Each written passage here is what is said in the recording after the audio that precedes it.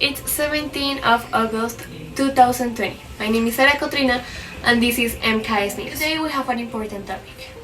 Can the ship outthink a lion? The influence of distorted news referred to as fake news on the young Colombian population and their decisions about current situations. It is evidence the advance of technology, especially internet, that have changed the society in different ways. One of them is the communication methods. The spread of information now is faster and easier. However, it can bring different problems to the society. For that reason, we decided to study how does the distortion of news by different media, especially social networks, affect the thinking of young Colombians between 15 and 20 years old, who are the main consumers of these in different social crises. We decided to search about different topics related with that. For example, corruption, social networks, and fake news. In other way, we read about different articles and authors that gave us information about that. Some of them gave us some examples. One of them is the elections in 2016 in USA, where the fake news had a big impact in the decision of the candidate. Also, they gave some clues about how to develop these investigations. For more information, we have Juan Diego Orjuela that's going to tell us more about this. Juan Diego, tell us. Thank you, Sara. From the west of the city, I'm going to explain the methodology of this research project. For this research project, we did a survey. This survey is a quantitative method. The survey was answered by 5 people between the range of 15 to 20 years old. For MKS News, Juan Diego Orjuela. Now we go with Michelle. She is in the north of the city. Thank you, Juan Diego. Now, from the north of the city, we will make a brief analysis of the primary sources used in our research investigation. Now, for our first primary source analysis of the investigation, we have an interview to Dr. Chrysalis Wright at the annual meeting of the American Psychological Association. This interview is about fake news, how it spreads, and why we should care about it.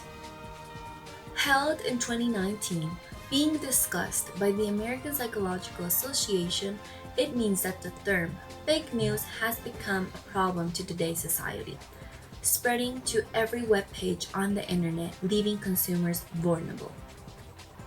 Dr. Chrysalis Wright specifically says that fake news is not a social media problem, but it is a people problem. And the best solution to fight this issue is to make sure where the news or the information is coming from and see if it is from a reliable source. Since it is a global situation, people have been trying to make campaigns of awareness and even have legal and political forces. Because, as Dr. Chrysalis Wright says, people must unite. Even big organizations like social media organizations have to carefully see what their platform is offering to consumers. And even the consumers have to learn how to know which sources can be reliable and to do autonomous research in order to become responsible consumers. First instance of our next primary source, the author of the news gives a contextualization of an event that was very unfortunate. A truck carrying fuel overturned, generating a tremendous explosion, leading to the death of more than 20 people. It should be noted that the place of the explosion was a place of extreme poverty, which is why the citizens of this place decided to loot the truck, but it is not the first time this has happened due to their economic situation. On the other hand, one of the characteristics of journalism is not to give fake news, but to slightly distort them in order to catch the reader's attention, leading to be totally explicit without any type of censorship. As we can see in this case, the media did not mind in publishing the naked and burned bodies of those affected during the incident. As for the news, it narrates the event with the proper context to understand what happened. Now, for the rest of our project, we will head to reporter Germán Gutierrez. Germán. Thank you, Ms. Michelle Sosa, and welcome to our final part of this research project. We are here in La Universidad Nacional, where we can find the population who is the most affected by the fake news, the young people. First conclusion of this research project, we can say that due to the lack of details on the part of young readers, it is more likely that the image or someone or something could be altered.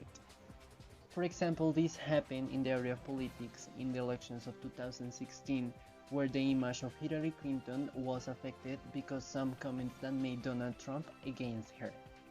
For this, a deeper reading is necessary when a statement is received, in order to reduce the spread of fake news. Secondly, we can conclude that the social networks have generated an impact in the society, with a greater magnitude in the younger population.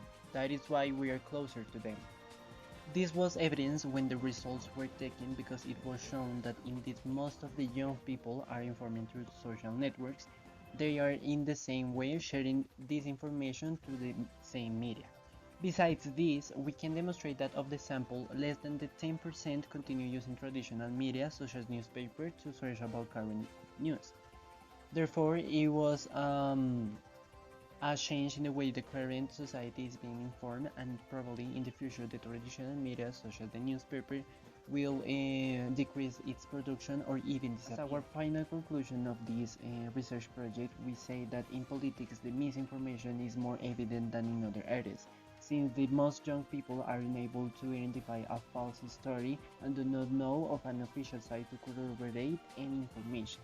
In addition to this, we have seen that social networks or any other media can distort the news without individual awareness. So this is why it's so important to make an individual work for this population in order to slow down the spread of the fake news. And this was all from the Universidad Nacional, and this is Germán Gutierrez. Thank you so much. Let's go back to the studio. Thank you very much, Herman. This is all for today. We hope that you enjoyed this edition and you learn more about this topic. See you in a different occasion. Goodbye.